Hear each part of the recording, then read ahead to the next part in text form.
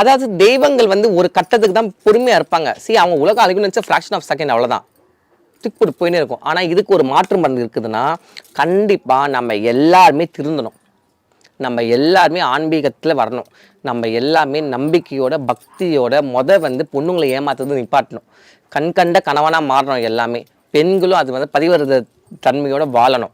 என்ன இவனுக்கு கல்யாணம் பண்ணிட்டு அவனை லவ் பண்ணுறது அங்கே இங்கே போகிறப்ப ஒரு நாள் நியூஸ் பார்க்கும்போது நம்மளுக்கு நிலவில் நம்ம பொண்ணை பிறக்கடாப்பா சொல்லிட்டு நினைக்கிற மாதிரி தோணுது. நம்ம அந்த அளவுக்கு ஒரு ரொம்ப கஷ்டமாக இருக்குது. ஒரு பெண்கள் வந்து நம்ம வந்து தெய்வீகளாக வந்து நம்ம வணங்குறோம். எத்தனை கன்னி பெண்கள் வந்து இன்னைக்கு கனிகா பரமேஸ்வரி இருக்கிறா, மாங்காடு காமாட்சியாக இருக்கிறா. அப்படி இருக்கும்பொழுது ஒரு பெண்ணாக பிறக்கிறதுக்கு எத்தனை ஒரு பெருமை அது சொல்லு. ஒரு பெண் என்பது தேவியின் அம்சம், பார்வதியோட அம்சம். அப்போ அவங்க எப்படி இருக்கணும்? ஆனால் இன்னைக்கு காலகட்டத்தில் எல்லாமே மாறி போனால் அப்போ தர்மம் எங்கே நிற்கும்?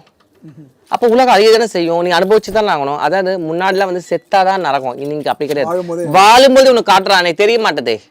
உன்னை ஏன் புரிஞ்சிக்க மாட்டீங்க? உன்னை அந்த தர்மத்துக்கு கோட்பாட்டில் ஏன் வரலன்னா அரசியல் மேல், அதாவது எல்லாமே வந்து எக்ஸ்ட்ரானரி, எல்லாமே வந்து சயின்ஸுன்னு பார்த்துன்னுக்குறோம். கண்டிப்பாக கிடையாது. அதாவது நவகிரகங்கள் இன்றைக்கி தான் வந்து 9 கோளை நம்ம வந்து கண்டுபிடிச்சிக்கோம். 1000, 2000, 3000, 4000, 5000 வருஷத்துக்கு முன்னாடி கோவிலெலாம் நவகிரகங்கள் இருக்குது. அப்போ அவங்க எப்படி கண்டுபிடிச்சிருப்பாங்க? இன்றைக்கி சிதம்பரம் நடராஜர் வந்து உலகத்தின் மையப்பகுதின்னு சொல்கிறாங்க. அவங்க எப்படி அந்த கரெக்டாக அந்த பெர்ஃபெக்டாக அந்த ஆணித்தரமாக அந்த இடத்துல தான் இருக்க சொல்லி கண்டுபிடிச்சாங்க. அப்போ எவ்வளோ ஒரு அறிவியல் தாண்டி ஒரு சக்தி எங்கே இருக்குது?